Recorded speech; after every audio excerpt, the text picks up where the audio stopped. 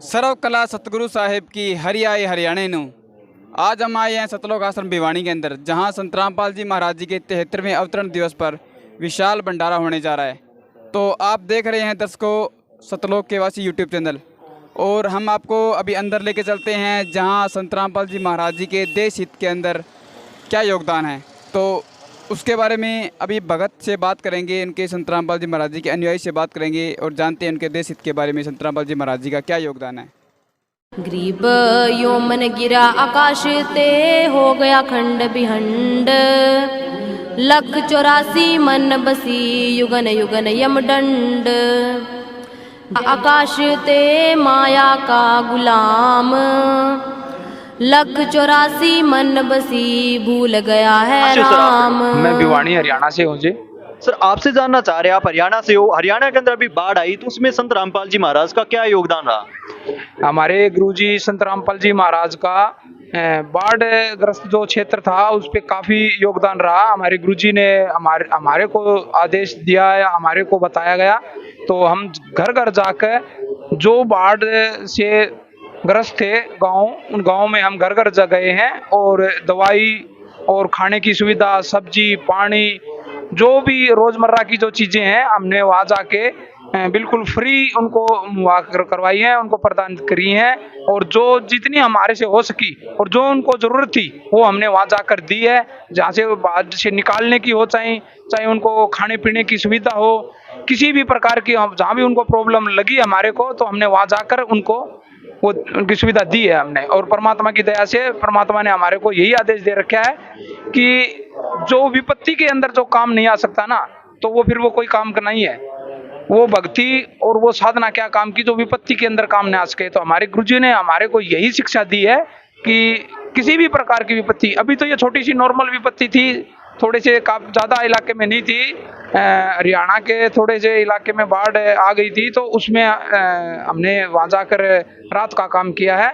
लेकिन आगे भी और उससे पहले भी कोरोना टाइम में भी हमारे गुरुजी ने बहुत ही अहमियत वाली हमारे को सेवा दी थी। उस टाइम भी जैसे दवाई का बहुत ही दिक्कत थी, सरकार को भी नहीं मिल पा रही थी, और तो उस टाइम दवाई पानी की जो भी सुविधा हमारे से हो सकी वो हमने वहां दी है। और देश हित के बारे में तो क्या बताएं, हमारे को गुरुजी ने हमारे हर एक चीज के ऊपर, हर एक टॉपिक के ऊपर देश हित के बारे में ही कर रखा है। अब ये दहेज रूपी एक रावण है हमारे जो संसार में फैला हुआ है, तो उसके ऊपर भी हमारे गुरुजी ने फोकस दे रखा है कि दहेज रूपी इस रावण को जड़ से खत्म करने का बीड़ा उठाया हुआ है। हमारे जो अनुयायी हैं, हमारे जो गुरुजियां के जो अनुयायी हैं, हमारे जो भक्त भाई हैं, वो सिर्फ दहेज मुक्त शादी करते हैं। हम रमणी बोलते हैं, मात्र 17 मिनट के अंदर 2 बच्चों का संस्कार जोड़ना होता है। हमारे गुरुजी के अनुसार, हमारे गुरुजी के जो बताए अनुसार हम 17 मिनट के अंदर सिर्फ वेद मंत्रों के द्वारा एक शादी हो जाती है। कोई उसमें दहेज न तो लिया जाता है न दिया जाता है।